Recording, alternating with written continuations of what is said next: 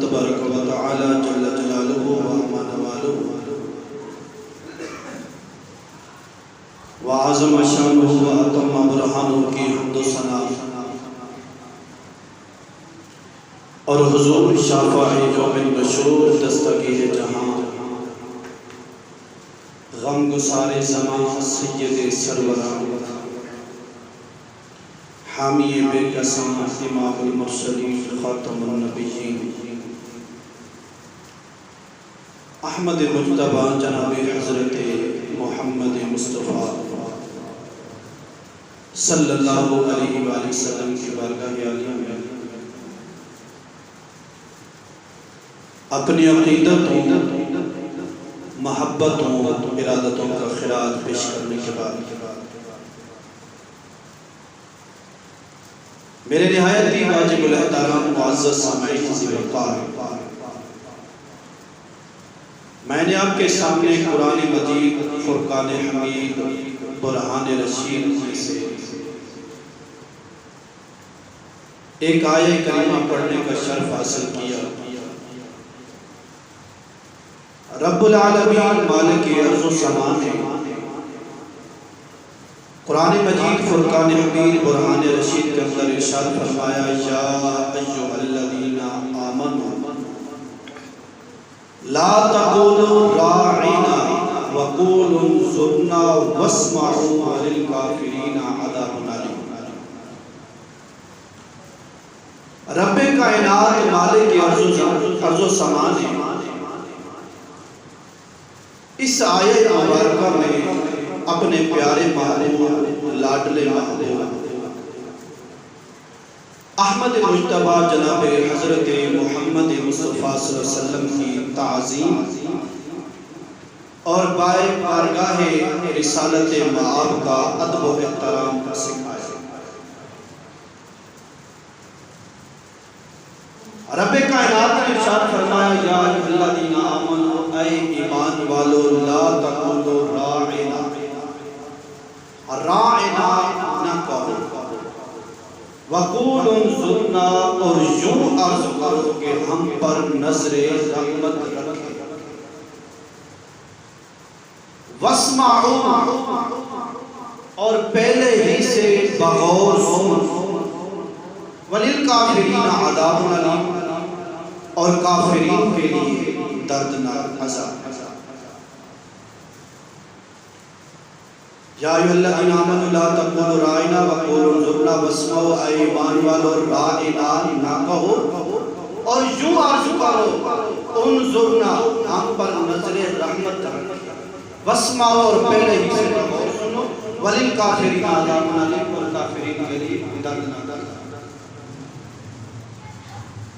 اس آیت کا شان نزول یہ ہے کہ نبی رحمت صلی اللہ تعالیٰ علیہ وآلہ وسلم جب اپنے صحابہ کرام علیہ رضوان کو تعلیم و تلقین فرماتے تھے تو جب صحابہ کرام علیہ رضوان میں سے کسی کو کسی بات کی سمجھ نہ آتی تو وہ کلام کے درمیان ہی عرض کر دیتے راعنا یا رسول اللہ صلی اللہ علیہ وسلم، یا رسول اللہ ہمارے حال کی رعایت فرمائیے، اور کلام مقدس کو سمجھ لینے کا موقع دو۔ اس کا شان نزول سمجھ آگئے آپ کو کہ حضور اکرم صلی اللہ علیہ وسلم صحابہ کرام علیہ رضوان کو جب تعلیم و تلقین فرماتے تھے اگر کسی بات کی سمجھ نہ آتی تو کوئی صحابی جس کو سمجھ نہ آتی تو وہ عرض کر دیتا کلام کے درمیان راعنا یا رسول اللہ صلی اللہ علیہ وسلم، یا رسول اللہ ہمارے حال کی رعایت فرمائیے اور کلام مقدس کو سمجھ لینے کا موقع دو۔ سمجھ لگی؟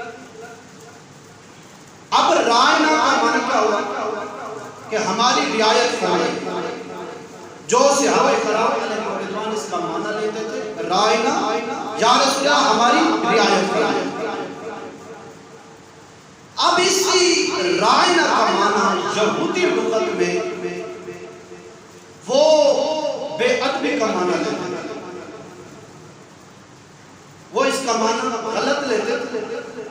یہود کی لغت میں اس کا معنی اور تھا جو بے ادبی کا پہلو رکھتا ہے۔ یہودیوں کی چونکہ ہر وقت یہ خواہش ہوتی کہ ہم رسول اللہ صلی اللہ علیہ وسلم کی گستاخیاں کریں، ان کی توہین کریں، تو ان کو موقع مل گیا۔ یہودیوں نے سوچا کہ پہلے بھی ہم چھپ چھپا کر رسول اللہ صلی اللہ علیہ وسلم کی گستاخی عیب جوئی کرتے تھے، اب تو ہمیں کھلم کھلا بے ادبی کا موقع مل گیا، اور وہ اس رائنا لفظ کا انہوں نے استعمال شروع کر دیا اور وہ غلط معنی لیتے تھے۔ ان چیزوں پر غور کرنا بہت اچھی بات ہے، آپ کو تعظیم مصطفیٰ کی سمجھ آئے گی۔ رائنا کا صحابہ معنی جو لیتے تھے وہ اچھا تھا، لیکن یہودی لغت میں رائنا کا معنی بے ادبی کا تھا۔ تو یہودیوں نے سوچا کہ مسلمان یہ لفظ استعمال کرتے ہیں تو ہم بھی کھلا کھلا رسول اللہ صلی اللہ علیہ وسلم کی گستاخی کریں گے، اور وہ رائنا کا لفظ استعمال کرتے اور آپس میں خوش ہوتے کہ دیکھو ہم مسلمانوں کے نبی کی گستاخی کر رہے ہیں اور وہ بھی سریعان کر رہے ہیں۔ حضرت سعد بن معاذ رضی اللہ عنہ حضور اکرم صلی اللہ علیہ وسلم کے پیارے صحابی ہیں، اور حضرت سعد بن معاذ رضی اللہ تعالیٰ عنہ یہودیوں کی لغت سے واقف، آپ یہودیوں کی لغت جانتے ہیں۔ حضرت سعد بن معاذ رضی اللہ تعالیٰ عنہ نے جب یہودیوں کی زبان سے لفظ رائنا سنا تو آپ بگولا ہو گئے، غصے ہو گئے۔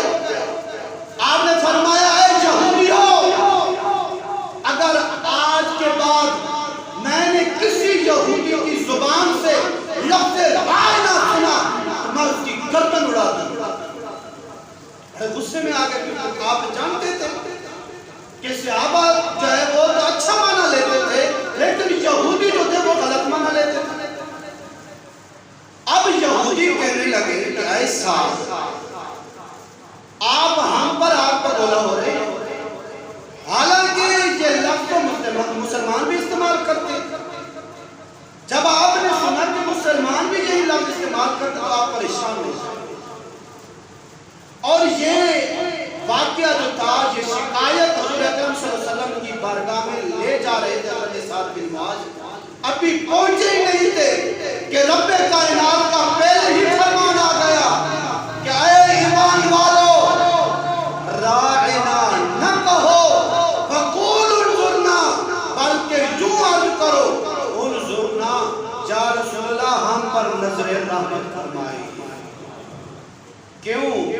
صحابہ اچھا معنی لے رہے ہیں، یہودی غلط معنی لے رہے ہیں۔ میرے رب نے فرمایا اے مسلمانوں، اب تم بھی رائنا نہیں کہو گے، کیونکہ یہودیوں کو موقع ملتا ہے وہ میرے محبوب کے خلاف اپنی زبان دراز کرتے ہیں، اس لیے رائنا لفظ بھی منع کرنا۔ تو سامنے سے بتا اس آیت سے ایک تو یہ بات معلوم ہوئی کہ انبیاء کرام علیہ السلام کی تعظیم و توقیر فرض ہے، اور انبیاء کرام علیہ السلام کی بارگاہ میں ادب والے الفاظ بولنا بھی فرض ہے۔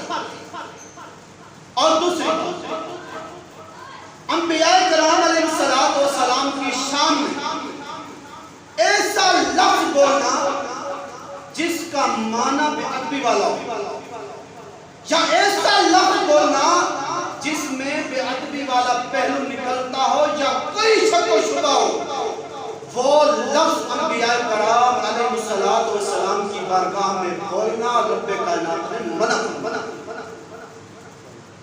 تو یہ ہے آقا کریم علیہ السلام کی عظمت و شان کہ حالانکہ صحابہ اچھے معنی میں استعمال کر رہے تھے، لیکن یہودیوں نے اس کا غلط استعمال کیا۔ میرے رب نے یہ گوارا بھی نہ کیا کہ کوئی میرے محبوب کے خلاف زبان درازی کرے، میرے رب نے منع فرما دیا کہ اب سے کوئی چاہے مسلمان ہے چاہے کافر ہے کوئی بھی رائنا نہ کرے۔ اور پھر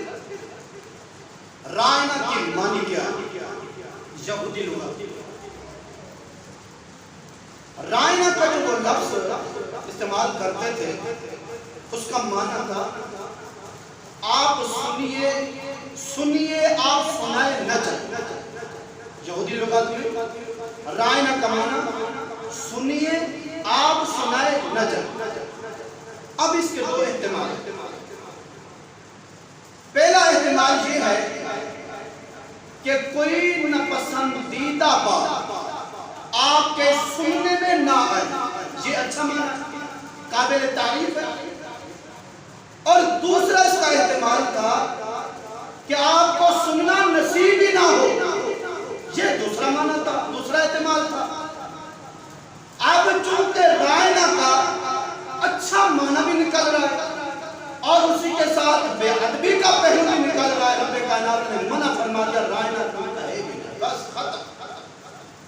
اب دوسرا معنی یہودی اس رائنا کو رائنا کھینچ کر پڑھتے ہیں اور اس کا معنی ہوتا ہے ہمارے چروا.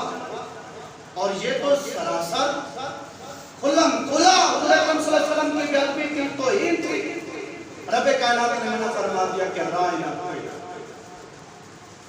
اب تیسرا معنی اگر رائنا لفظ کو باب مفعلہ سے مشتق بنائے اور باب مفعلہ جہاں بھی ہوتا ہے وہ جانبین کا تقاضا ہے, جانبین کا ہونا ضروری. اب اس لفظ رائنا کا معنی یہ بنے گا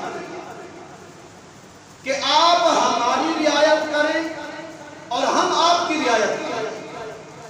جانبین دونوں طرف سے کہ ہم آپ کی رعایت کرتے اور آپ ہماری رعایت کریں. اور اس میں حضور اکرم صلی اللہ علیہ وسلم کی توہین تھی کیونکہ آقا اور غلام کا جو ہے برابری آ رہی ہے کہ غلام آقا کو کہے کہ ہم آپ کی رعایت کریں گے آپ ہماری رعایت کریں, برابری, کیونکہ جانبین کا تقاضا ہے. اللہ رب العزت نے چونکہ اپنے محبوب کو بہت بڑی شان عطا فرمائی, اونچا مرتبہ عطا فرمایا, میرے رب نے یہ گوارا